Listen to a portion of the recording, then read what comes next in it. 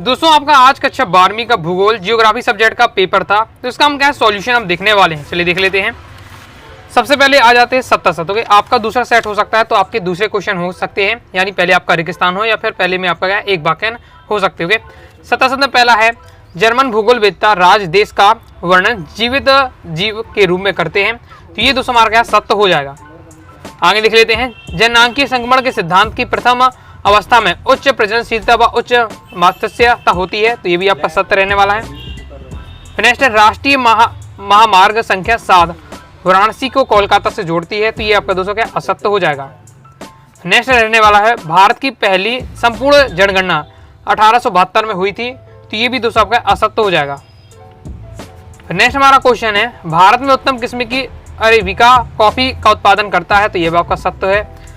पर्वतीय क्षेत्र विकास कार्यक्रम को 5वीं पंचवर्षीय योजना में प्रारंभ किया गया, तो ये आपका सत्य हो जाएगा।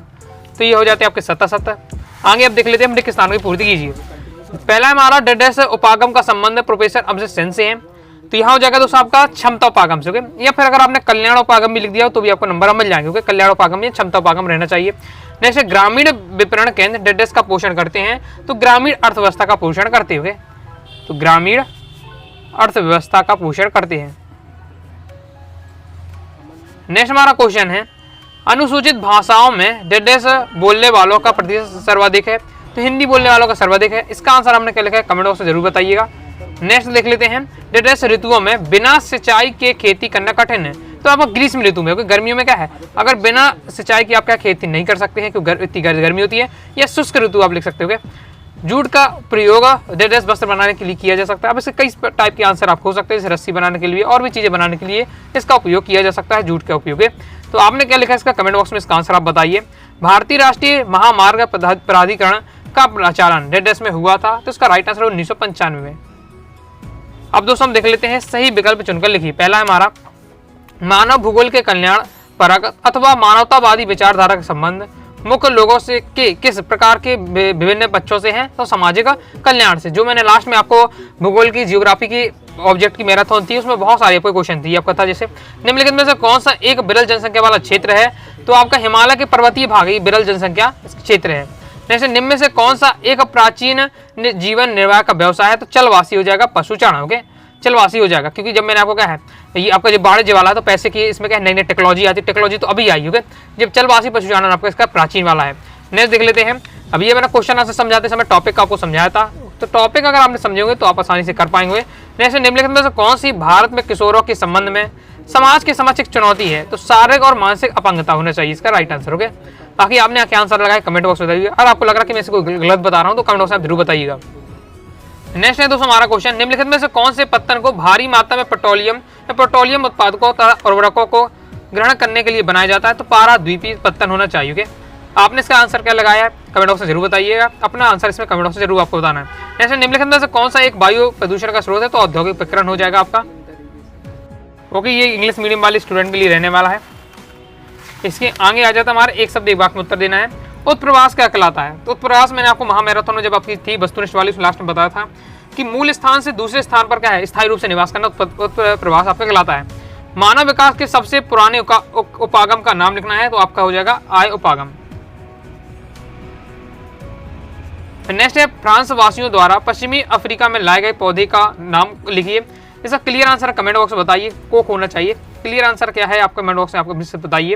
नेक्स्ट राजस्थान में वर्षा जल संग्रहण के ढांचे को स्थानीय किस नाम से जाना जाता है, तो स्थानीय आपको नाम बताना टांका हो जाएगा। फिर नेक्स्ट है भारतीय राष्ट्रीय जल नीति किस वर्ष लागू की गई थी, तो 1987 को। अब ये तो मैंने आपको क्या है तो 4 नंबर क्वेश्चन में आपको समझा रहा था, उस समय मैंने आपको इसको चीज को बताया था। नेक्स्ट है सही जोड़ियां, कृषि आधारित उद्योग है, तो रबर आपका क्या है कृषि आधारित उद्योग हो जाएगा। रसायन आधारित उद्योग आपका क्या है कृत्रिम रेशा हो जाएगा।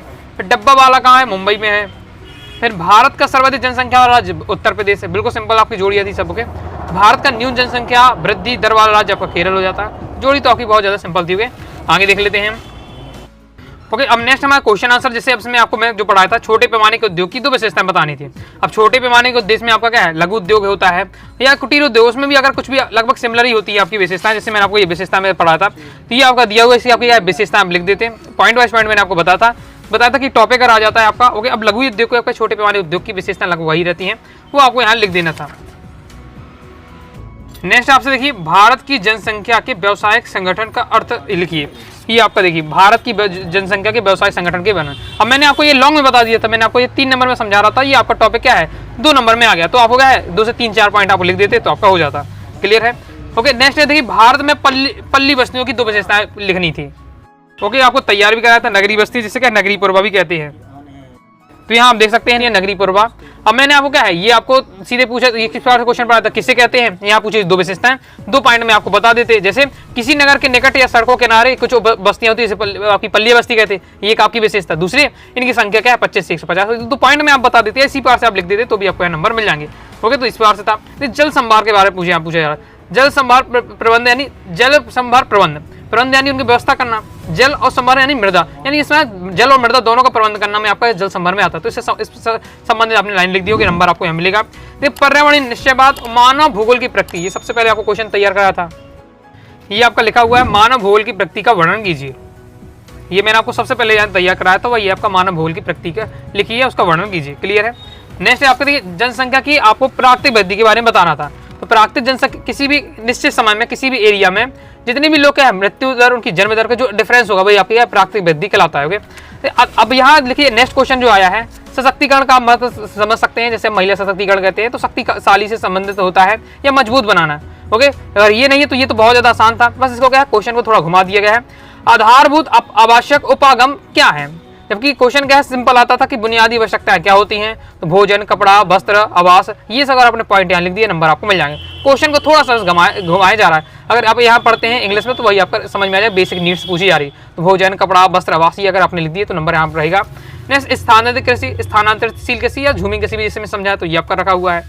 ओके, यहाँ पर आपको भारत की नगरीय जनसंख्या के वितरण को आपको बताना था।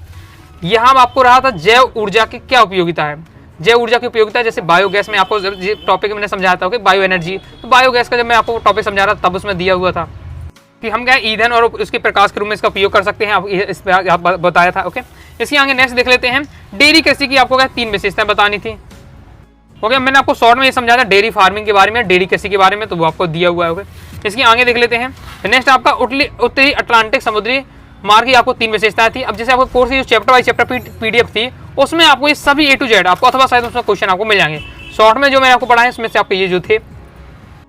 इसके बाद दोस्तों आपका था विश्व का मानचित्र। ओके, विश्व का मानचित्र यहाँ के कुछ नहीं थे, लेकिन ये वाले आपके पूरे रखे हुए थे जो मैंने आपको प्रैक्टिस कराई थी। चलवासी पशुचारण क्षेत्र बताया था, आदिकाल निर्वाह कृषि क्षेत्र बताया था, वाणिज्य पशुधन वाला, गहन निर्वाह, ये वाले आपको पूरे मिल जाते। इस टाइप वाले ये नहीं थे, लेकिन ये वाले आप अगर तैयार करके गए जो मैंने बताया तो ये वाला आप करके आते हैं। ओके, इसी के बाद हम बात करते हैं भारत के मानचित्र में, तो चेन्नई का कोलकाता समुद्री मार्ग, अंकलेश्वर बताया था, ओके, रत्नागिरी था, तो यहाँ से आप ये कर सकते थे। तो ये आपका रहने वाला है जियोग्राफी का पेपर। ओके, आपके दोस्तों कितने नंबर आने वाले हैं दोस्तों आप कमेंट बॉक्स में जरूर बताइएगा। ओके, 4-5 क्वेश्चन है कि जो आपके हैं, अब जो अपने 3 दिन की तैयारी में पड़े हैं वो आप उसमें नहीं दिख पा रहे, लेकिन अगर आप चैप्टर वाइज चैप्टर इंपॉर्टेंट बताए थे तो वहाँ से आपको जो कोर्स में दिए थे वहाँ से आपको सब दिए हुए हैं। तो आइए दोस्तों, आपको वीडियो लाइक करके सब्सक्राइब जरूर कर दीजिएगा, साथ ही टेलीग्राम चैनल व्हाट्सएप चैनल को ज्वाइन कर लीजिएगा। डाउट आता है कमेंट से आप जरूर पूछिएगा। मिलते हैं नेक्स्ट वीडियो में, तब तक के लिए बाय बाय।